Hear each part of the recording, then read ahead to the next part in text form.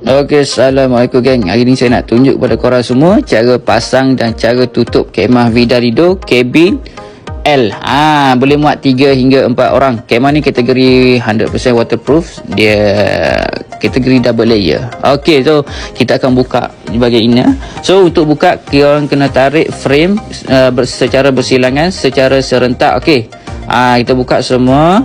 Lepas tu kita akan dirikan tiang secara serentak di mana-mana side. Boleh pilih kiri atau kanan. Selepas tu kita akan masukkan outer layer dahulu supaya lebih senang. Okey, kita akan masukkan outer layer. Macam mana nak tahu kiri atau kanan? Korang tengok ada logo adalah di bahagian sisi. Okey, so kita akan sarungkan outer layer. Okey, right.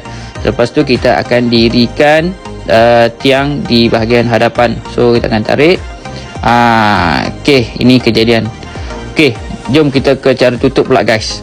Alright, so kita tutup bahagian penutup angin bahagian atas. Pastikan pintu di-zip, semua di-zip selepas itu kita buka buckle. Dia ada 4 penjuru buckle.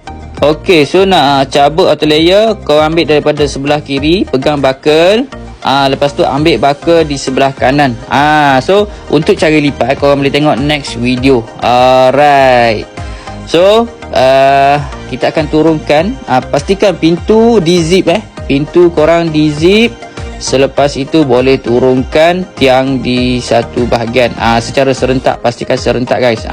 Okey, selepas tu untuk tutup, korang ambil secara bersilang, lonjak ke atas dan kepitkan semua, jatuhkan ke bawah dan juga lipat 4 kaki. Okey, nanti korang kemaskanlah. Alright. So terima kasih geng.